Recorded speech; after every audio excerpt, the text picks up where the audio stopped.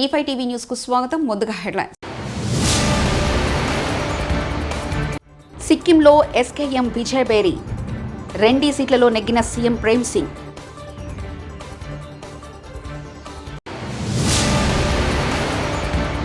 బానిసత్వాన్ని తెలంగాణ భరించదు CM Revanth Reddy.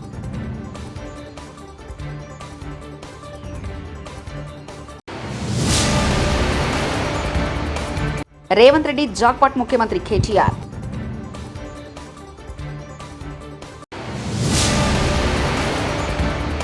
Jayashankar sir గురించి మాట్లాడుతూ భావోద్వేగానికి గురైన కేసీఆర్.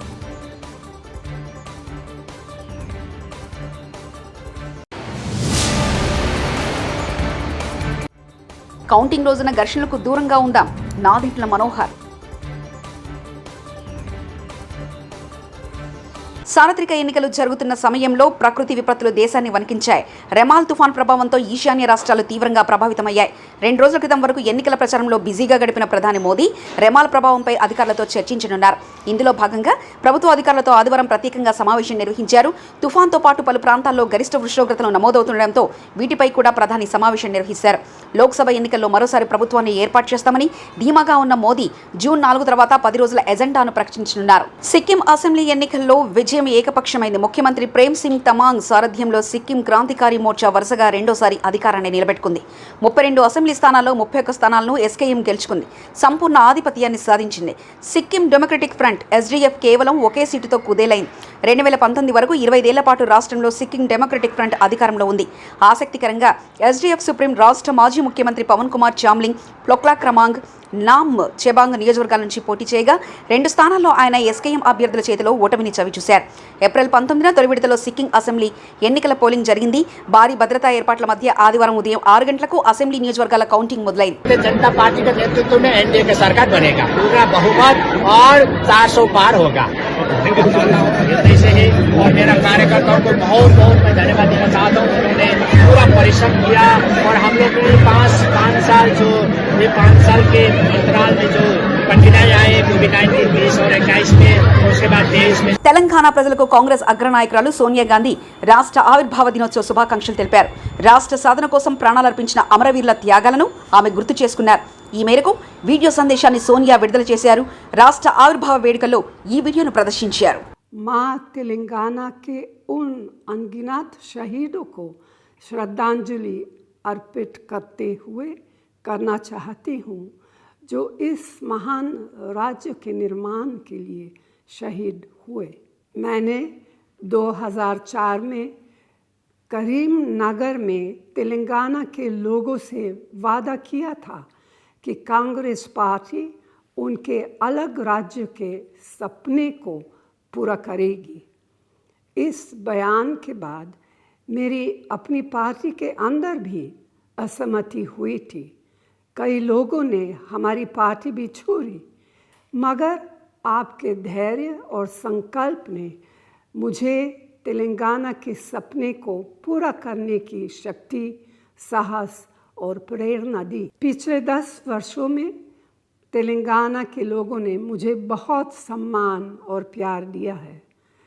आपने हमारी पार्टी को एक समृद्ध और विकसित तेलंगाना के निर्माण की जो जिम्मेदारी सौंपी है, मैं उन सभी తెలంగాణ అస్తిత్వానికి ఆత్మగౌరవానికి పట్టాభిషేకం జరిగి 10 ఏళ్లు అవుతుందని సీఎం రేవంత్ రెడ్డి అన్నారు. ప్రత్యేక రాష్ట్రం కోసం నివాళులర్పించిన అమరులకు నివాళులర్పించారు. 6 దశాబ్దాల కలను నెరవేర్చిన ఆనాటి ప్రధాని మన్మోహన్ సింగ్, యూపీఏ చైర్పర్సన్ సోనియా గాంధీకి కృతజ్ఞతలు తెలిపారు. సికింద్రాబాద్ పారాగ్రౌండ్స్లో జరిగిన ఆవిర్భావ వేడుకల్లో ఆయన మాట్లాడారు.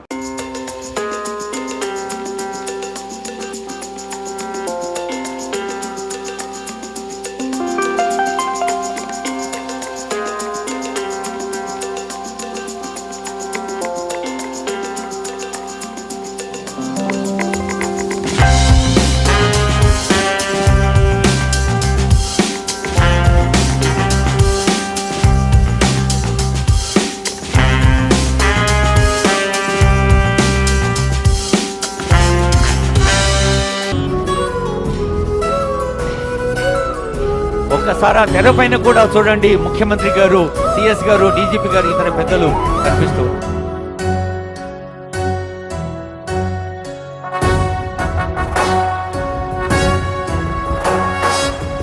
జయ హే తెలంగాణ జననీ జయకేతనం ముకోటి గొంతుకలు ఒక్కటైన చేతనం తరతరాల చరిత గల తల్లి నీరాజనం పద పదాన నీ పిల్లలు ప్రణమిల్లిన శుభ తరుణం జయ తెలంగాణ జయ జయ తెలంగాణ జయ తెలంగాణ జయ జయ తెలంగాణ.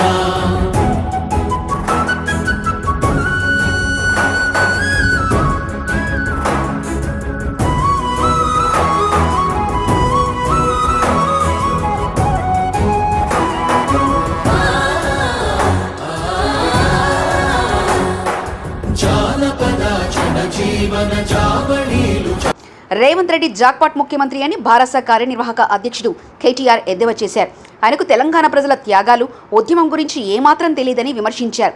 తెలంగాణ దశాబ్ది ఆవిర్భావ దినోత్సవ సందర్భంగా పార్టీ రాష్ట్ర కార్యాలయం తెలంగాణ భవన్లో జాతీయ జెండా, పార్టీ జెండాను కేటీఆర్ ఎగురవేశారు. రాష్ట్ర ఆవిర్భావం జరిగి 10 ఏళ్లు పూర్తున్న సందర్భంగా బారాస 60 లక్షల మంది కార్యకర్తల తరఫున రాష్ట్ర ప్రజలందరికీ కేటీఆర్ శుభాకాంక్షలు తెలిపారు. పాకిస్తాన్ తరహాలో బారాస నేతలు ముందు రోజు వేడుకలు నిర్వహించారన్న సీఎం రేవంత్ రెడ్డి వ్యాఖ్యలపై కేటీఆర్ తీవ్రంగా మండిపడ్డారు. తాము ప్రభుత్వంలో ఉంటే నెల రోజుల పాటు సంబరాలు నిర్వహించేవారమని తెలిపారు. రాజకీయ రంగంలో ఒక కొత్త విప్లవాన్ని సృష్టించి చరిత్రని మలుపు తిప్పి తెలంగాణ రాష్ట్ర సమితి అనే పార్టీకి ఉరుడు పోసి తెలంగాణ ప్రజల ఆకాంక్షలకు తిరిగి జీవం పోసిన నాయకుడు మా పార్టీ వ్యవస్థాపక అధ్యక్షుడు, తెలంగాణ తొలి ముఖ్యమంత్రి గౌరవనీయులు పెద్దలు కేసీఆర్ గారు. ఇవాళ తెలంగాణ రాష్ట్రం ఏ రాష్ట్రం కోసమైతే వేలాది మంది ప్రాణత్యాగాలు చేసినారో, ఏ రాష్ట్రం కోసమైతే కేసీఆర్ గారి నాయకత్వంలో తెలంగాణలోని సబ్బండ వర్ణం కలిసి ఐక్యంగా కదిలిందో ఆ రాష్ట్రం దశాబ్ద కాలం విజయవంతంగా పూర్తి చేసుకోవడమే కాకుండా తెలంగాణ ఆచరిస్తుంది, దేశం అనుసరిస్తుంది అనే స్థాయిలో ఇవాళ భారతదేశానికే ఒక రోల్ మోడల్ గా ఎదగడం ఎంతైనా గర్వకారణం. అందుకే ఇవాళ రాష్ట్ర వ్యాప్తంగా, ప్రపంచ వ్యాప్తంగా ఉండే తెలంగాణ బిడ్డలందరికీ ఈ దశాబ్ది పూర్తి చేసుకుంటున్న సందర్భంగా హృదయపూర్వకంగా వారికి శుభాకాంక్షలు తెలియజేస్తూ కేసీఆర్ గారితో కలిసి నడిచిన ప్రతి ఒక్కరికి పేరు పేరున ఈ రోజు మా దారులు. ప్రొఫెసర్ జయశంకర్ గారు ఆజన్మ తెలంగాణవాది. ఆనాడు నా సలహాదారుగా, సహచరుడుగా రాజులేని పోరాటం చేసిన వ్యక్తిమాన్యులు ప్రొఫెసర్ జయశంకర్ సార్. ఆయన్ని అన్ని సందర్భాల్లోనూ నాతో పాటు ఉండేవారు. ఆయన చాలా గొప్పవారు. కఠోరమైన సిద్ధాంతాలను నమ్మే పెద్దలు కూడా ఒక సందర్భం వచ్చిందంటే దాన్ని పక్కన పెట్టి కొన్ని పనులు చేస్తారు. ప్రొఫెసర్ జయశంకర్ గారి గొప్పతనం ఏంటంటే ఆయన ఆజన్మ తెలంగాణవాది. 14-15 ఏళ్లు ఆయనతో కలిసి పనిచేసిన అనేక సందర్భాల్లో ఆయన తెలంగాణ వెదల గురించి చెప్పేవారు. ఈ సందర్భంలో ఆయన స్మరించుకోకుండా నేను ఉండలేను. అలాంటి మనుషులు ప్రపంచంలో అరుదుగా ఉంటారు. జయశంకర్ సార్ గురించి మాట్లాడుతూ భావోద్వేగానికి గురయ్యారు ఉద్యమ యోధుడు, బీఆర్ఎస్ అధినేత కేసీఆర్. జీవితంలో చాలా పనులు చేస్తారు, ఏదో ఒక స్టేజ్లో రాజీ పడిపోతారు. ఎందుకు పడతారో తెలియదు. కఠోరమైన సిద్ధాంతాలు నమ్మినటువంటి కొంతమంది పెద్దలు కూడా ఒక సందర్భం వచ్చేటప్పటికీ ఆ సిద్ధాంతాన్ని పక్కకు పెట్టి కూడా కొన్ని పనులు చేస్తారు. ప్రొఫెసర్ జయశంకర్ గారికి ఉన్న ఒక గొప్పతనం ఏంటంటే ఆయన ఆజన్మ తెలంగాణవాది, ఆజన్మ అన్కాంప్రమైజ్డ్ తెలంగాణ ఫైటర్. అన్డౌటెడ్లీ. ఎందుకంటే ఒక 14-15 ఏళ్ళు సుదీర్ఘంగా ఆయనతో పాటు నేను కలిసి పనిచేసిన కాబట్టి అనేక సందర్భాలలో, ప్రయాణంలో కావచ్చు, ప్రస్థానంలో కావచ్చు, చర్చలలో కావచ్చు, ఎంత గొప్పవాడు ఆయన అంటే ఈ టైంలో నేను ఆయన స్మరించుకోకుండా ఉండలేను. అట్లాంటి మనుషులు అరుదుగా ఉంటారు ప్రపంచంలో. ఎక్కడి నుంచి ప్రారంభమైంది సార్ మీ ప్రస్థానం అంటే హైదరాబాద్ స్టేట్ గా ఉన్నప్పుడు, అక్కడ ఆంధ్ర రాష్ట్రం ఉన్నప్పుడు నిజాం రాజు పెట్టినటువంటి పాఠశాలలు ఉండేవి మన దగ్గర. మల్టీపర్పస్ హై స్కూల్స్ కావచ్చు, మరొకటి కావచ్చు. మర్కజీ స్కూల్ అని ఒకటి ఉండేది వరంగల్ టౌన్ లో. ఆ మర్కజీ స్కూల్లో ఆయన విద్యార్థిగా ఉండే టైంలో ఆంధ్ర కౌంటింగ్ రోజున అల్లరి మూకలు తెనాలిలో ఘర్షణ సృష్టించే అవకాశం ఉందని తెలాని అసెంబ్లీ కూటమి అభ్యర్థి నాదెండ్ల మనోహర్ అన్నారు. ఈ నేపథ్యంలో కూటమి నేతలు, కార్యకర్తలు అప్రమత్తంగా ఉండాలని సూచించారు. ఘర్షణలకు దూరంగా ఉందామని, ప్రజా తీర్పును గౌరవిద్దామని నియోజకవర్గ ప్రజలకు ఆయన పిలుపునిచ్చారు. పార్టీలకు అతీతంగా ప్రజా తీర్పును గౌరవించాలని కోరారు. మీరు చేసిన కృషి మనస్ఫూర్తిగా ప్రతి ఒక్కరిని నేను అభినందిస్తున్నాను, ధన్యవాదాలు తెలుపుతున్నాను. ఇది ప్రత్యేకంగా ఎందుకు అంటున్నానంటే దూర ప్రాంతాల నుంచి కూడా తరలి వచ్చి ఒక మార్పు కోసం, ఒక పౌరుడిగా తన బాధ్యతని ఒక ఓటర్గా నిలబెట్టడానికి కోసం మీరందరూ చేసిన ప్రయత్నాన్ని మనస్ఫూర్తిగా నేను అభినందిస్తున్నాను. అదేవిధంగా రేపటి రోజున కౌంటింగ్ జరిగే సందర్భంలో దయచేసి పార్టీలకు అతీతంగా మనందరం కూడా ప్రజల తీర్పుని గౌరవిద్దాం. ఎవరు కూడా తొందరపడి అనవసరమైన ఘర్షణ వాతావరణానికి తీసుకెళ్లే విధంగా ఎవరు చేసినా, మీ దృష్టికి ఎవరు చేస్తున్నట్టు వచ్చినా తప్పకుండా మీరు ఇమీడియట్గా అధికార యంత్రాంగాన్ని అప్రమత్తం చేయాల్సిన అవసరం ఎంతో ఉంది. ఎందుకంటే తెనాల్లో మనకి ఎప్పుడూ గతంలో ఇటువంటి సంఘటనలు లేవు. ఒక ప్రశాంతమైన వాతావరణంలో ప్రజల తీర్పుని గౌరవించుకునే విధంగా మనందరం కూడా కలిసికట్టుగా మన ప్రాంత అభివృద్ధి కోసం, మన ప్రజల శ్రేయస్సు కోసం ఈ ప్రాంతం మరొకసారి అపూర్వ వైభవం తీసుకొచ్చే విధంగా మనందరం కృషి చేద్దాం తప్ప అనవసరమైన కొంతమంది ఆలోచనల మేరకు ఇక్కడున్న ఒక ప్రశాంతమైన వాతావరణం చెడగొట్టడానికి వాళ్ళు చేస్తున్న ప్రయత్నాన్ని మీరందరూ కూడా తిప్పికొట్టాలి. అది పౌరుడిగా మీకు ఆ బాధ్యత ఉంది. ఖచ్చితంగా లా అండ్ ఆర్డర్ ఇంప్లిమెంట్ అయ్యేటట్టు, తెనాల్లో ఆ మార్పు కనిపెట్టేటట్టు మనందరం కలిసి ముందుకెళ్దాం. కానీ ఎన్నికల సందర్భంగా రేపు కౌంటింగ్ జరుగుతున్న పరిణామంలో ఆధారం చేసుకుని కొంతమంది అల్లర్ముఖులు కొన్ని ప్రాంతాల్లో అలజడి సృష్టించడానికి ప్రయత్నం చేస్తున్నారని పోలీస్ వర్గాలు నా దృష్టికి తీసుకొచ్చాయి. కాబట్టి దయచేసి మనందరం కూడా ఒక బాధ్యతగా ఒక మంచి వాతావరణం మనం నెలకొల్పే విధంగా మన ప్రాంతాన్ని మనం గౌరవించుకుని ప్రజల తీర్పుని మనం శిరస్సు వహించి ఆశీర్వాదంగా తీసుకుని ముందుకెళ్లే విధంగా నిలబడదాం. ఏపీఓలో ఎన్డీఏ కూటమి విజయబేరి మోగించడం ఖాయమని తెలుగుదేశం నేత గంటా శ్రీనివాసరావు నారాయణ ధీమా వ్యక్తం చేశారు. 5 ఏళ్ల పోరాటానికి జూన్ 4న ఫలితం లభిస్తుందన్నారు. తిరుమల శ్రీ వెంకటేశ్వర స్వామి వారిని వారు దర్శించుకున్నారు. అనంతరం మీడియాతో మాట్లాడారు. ఎల్లుండి ఫలితాల రూపంలో రాబోతా ఉంది. నిన్న మొత్తం కూడా ఎగ్జిట్ పోల్స్ అన్నీ కూడా వచ్చాయి. దేశంలో ఉన్న ప్రముఖ సంస్థల దగ్గర నుంచి స్థానికంగా ఉన్న అనేక సంస్థలన్నీ కూడా ఎగ్జిట్ పోల్స్ రిజల్ట్స్ ప్రకటిస్తే ఏదో కొన్ని కేవలం ఒక 4-5 సంస్థలు తప్ప మిగతా అన్ని సంస్థలు కూడా, అది నేషనల్ లెవెల్ కావచ్చు, స్టేట్ లెవెల్ కావచ్చు, అన్ని సంస్థలు కూడా ఫలితాలు ఆంధ్రప్రదేశ్ సంబంధించి ఏకపక్షంగా కూటమి వైపు ఉంటుంది. కూటమి ఘన విజయం సాధిస్తూ ఉంది. 53% పైగా ఓట్లతోటి తెలుగుదేశం పార్టీ కూటమి, జనసేన, భారతీయ జనతా పార్టీ ఆధ్వర్యంలో ప్రభుత్వం స్థాపించబోతుంది అని చెప్పి అన్ని ఫలితాలు కూడా స్పష్టం చేశాయి. ఫలితాలే కాదు, రాజకీయాల్లో ప్రత్యక్షంగా 25 సంవత్సరాల నుంచి ఉన్న మాకు కూడా మొన్న పోలింగ్ సరళి చూసిన తర్వాత మాకు అర్థమైంది. ప్రజల్లో ఒక కసి, ఎలాగైనా సరే ఈ ప్రభుత్వానికి చరమగీతం పాడాలి, ఈ రాష్ట్రంలో నుంచి జగన్మోహన్ రెడ్డిని పంపించాలి, మళ్ళీ చంద్రబాబు నాయుడు గారిని ముఖ్యమంత్రి చేసుకొని రాష్ట్రానికి. ప్రతిపక్షంలో ఉండి కూడా వ్యవస్థలను మేనేజ్ చేసిన చంద్రబాబు ఇప్పుడు కౌంటింగ్ సందర్భంగా అధికారులను మేనేజ్ చేస్తారన్న అనుమానం కలుగుతుంది. అందుకే కౌంటింగ్ సందర్భంగా ఏజెంట్లు అప్రమత్తంగా ఉండాలి. ఏదైనా తప్పు జరిగితే వెంటనే అధికారుల దృష్టికి తీసుకెళ్లాలని వైఎస్ఆర్సీపీ ప్రధాన కార్యదర్శి సజ్జల రామకృష్ణారెడ్డి వ్యాఖ్యానించారు. దానికంటే ముఖ్యంగా ఈ కౌంటింగ్ ప్రక్రియలో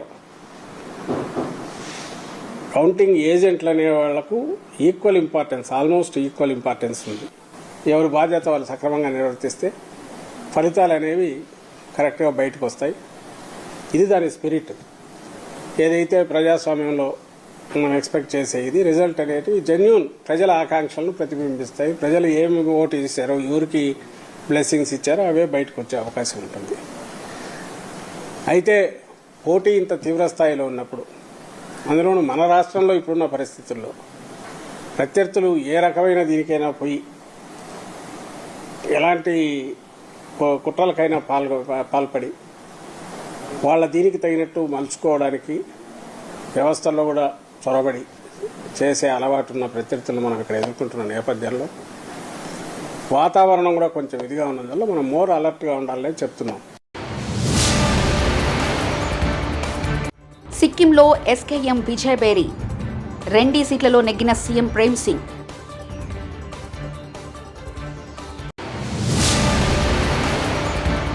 బానిసత్వాన్ని తెలంగాణ భరించదు సీఎం రేవంత్ రెడ్డి.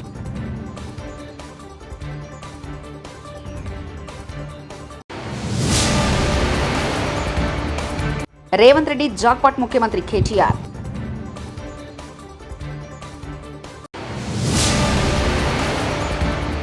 జయశంకర్ సార్ గురించి మాట్లాడుతూ భావోద్వేగానికి గురైన కేసీఆర్.